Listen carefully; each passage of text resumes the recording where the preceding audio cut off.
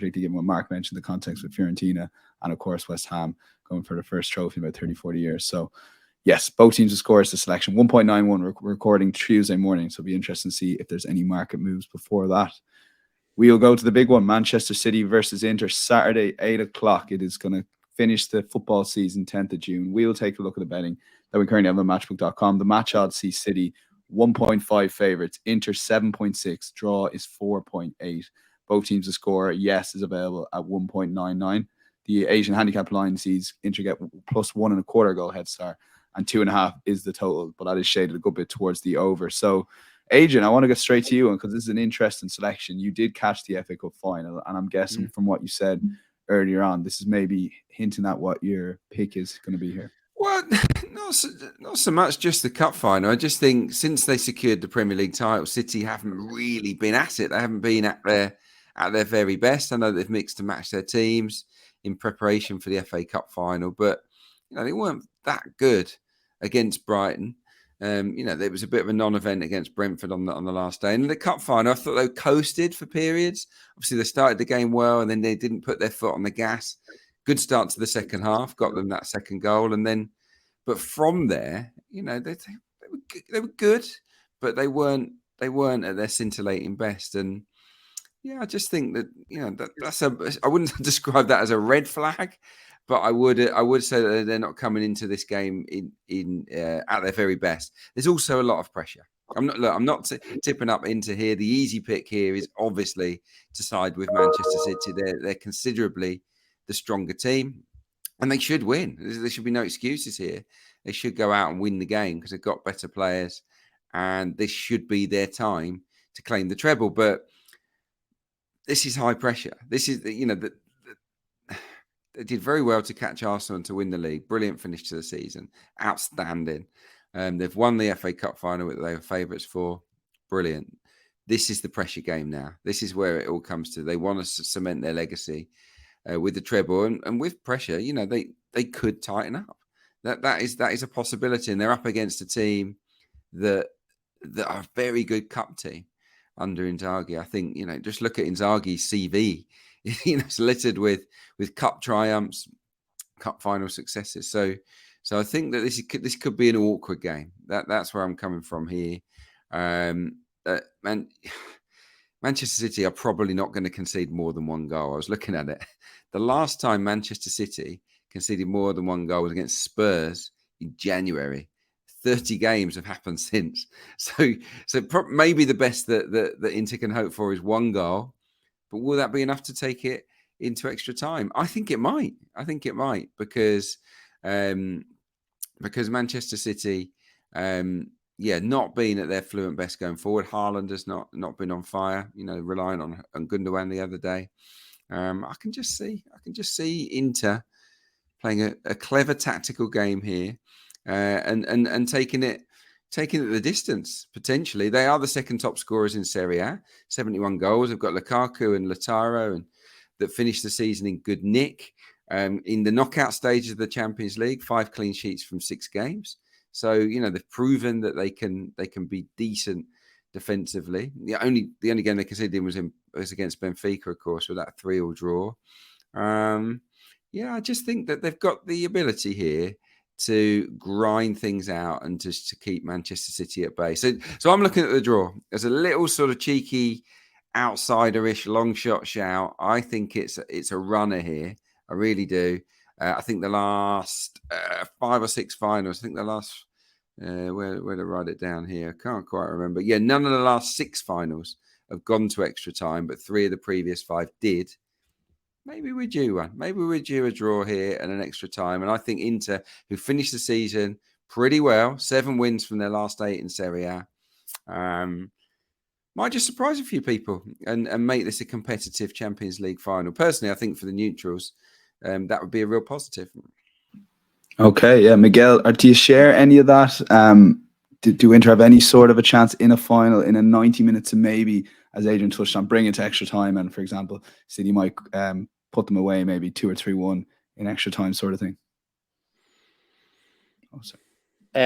From City's drop-off momentum, and also I think there's a bigger potential explanation to that, which is that Guardiola's physical conditioning, traditionally going back to Barcelona, was always have his team at absolute peak in November, December, and March, April. So maybe we're if he still plays in the same way, maybe we're seeing that slight drop off from the, I suppose, unstoppable form they were in around those wins over Arsenal and Madrid. That's one. Then maybe there's just a slight loss of rhythm from, as Adrian says, winning the title, and having 3 games basically that were dead rubbers. That can affect teams.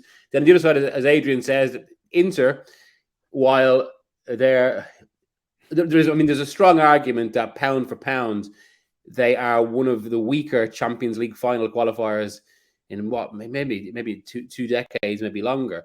But they've got a very good cup manager who knows exactly how to navigate these one-off games, and they've got they've got more individual quality than AC Milan, say, and that means players that can just suddenly raise it and elevate it for these individual games, especially in defence, where I think they will look to draw Haaland, say, into a physical battle. All that said, though, I think City are going to come out in this match like they came out in the Madrid game. In the Madrid game, they're very much fired by the memory of what happened at the Bernabeu last season. Now they're going to come out fired by what happened in the Champions League final 2 years ago. And I think they'll come out with that real conviction. And it's why I think this actually sort of goes one of two ways, and why, just breaking it down, the logic just does suggest maybe quite a comfortable City win, because I think it really depends on Inter withstanding that first 20 minutes.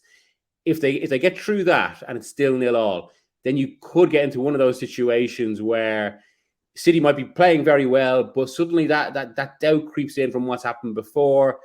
Does that sense grows at one of those days, and Inter themselves respond to that?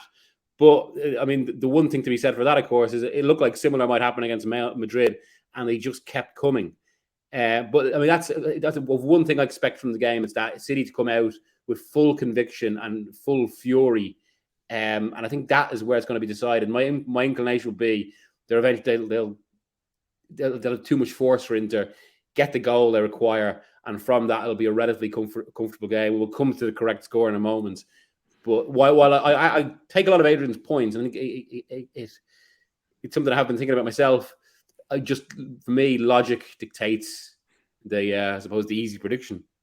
Yeah. And Mark, over to you. Like I touched on this with their last couple of Premier League games. Did you share any concerns, Mark? And you were happy to write them off. But look, form, and the guys will know this, and Adrian know in particular, playing over the years, it is very hard to just switch a tap on and off. Just anyone who's played for teams at any level over the years. Do you share any of the concerns that Adrian has maybe over the last 3 games that haven't quite been at it as much?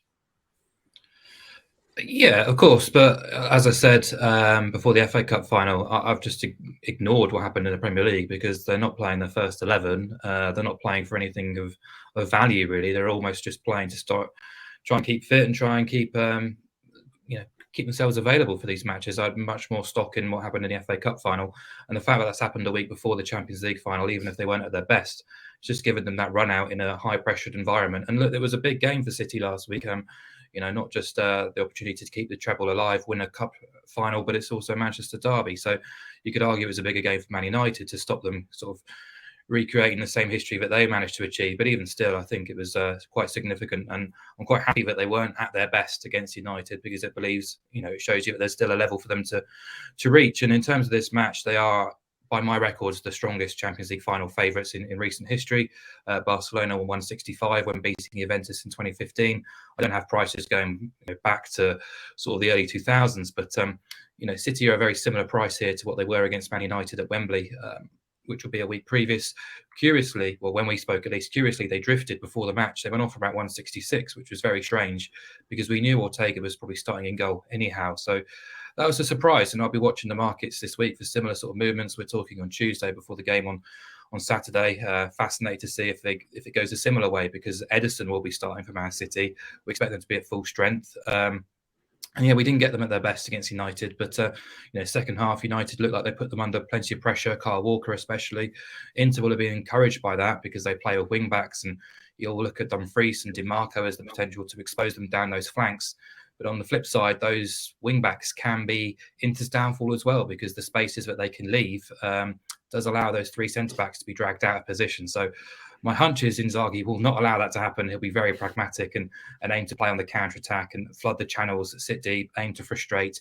But what Inter just cannot afford to do is start slowly, which they have done a couple of times in recent months, really, especially that Coppa Italia final, because if you concede early or concede the first goal to Man City, I think it's going to be a death sentence for Inter here. So you can't really chase the game against Man City, unfortunately, and they are the best team on the planet. They are the highest rated team on the planet by a long, long way. We saw that in the last two rounds of the Champions League, going off favourites home and away against Bayern Munich and Real Madrid. It shows how highly the market rates this team. And I know it was a long time ago, but Inter did have Bayern Munich in their Champions League group, and they were beaten quite comprehensively 2-0 home and away in the group. They lost the shot count 23-7 in Munich. They lost the shot count 21-9 in Milan. The average or the aggregate XG outcome was 423 to 147. Now, this is a bigger step up in class to Bayern Munich to Man City. I know they were excellent over two legs against Milan, did a professional job over Benfica. I wasn't massively impressed against Porto, but that's quite a manageable knockout draw. Compare and contrast with Man City having to come through against Bayern and Real Madrid. Again, I know the big performances, the most impressive performances came at the Etihad, but even still, it's difficult to sort of pick flaws in that Man City side right now. And I'm just going to play this the same way I approached the FA Cup final. Back City to win alongside under 4.5 goals at 1.8. Just gets the clutch of the most likely correct scores on side. Now, the last four finals have been settled in 90 minutes by just a 1-0 or 2-0 scoreline. Just 3 of the last 53 European Cup finals produced 5 goals or more. Interestingly, 3 of which occurred since 2014-15. I just feel that the way in which Inter have set up and all about staying in this game as long as they possibly can, being patient, playing on the counter, aiming to frustrate, should in theory give us a relatively low-scoring game, 4 goals or fewer.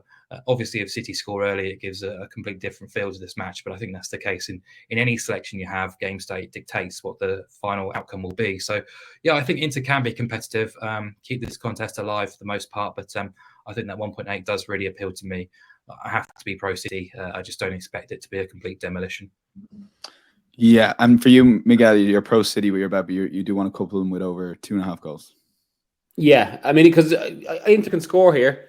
I suppose maybe this one will be more fully explained by my correct score below. I do think Inter can score, which at least this covers that.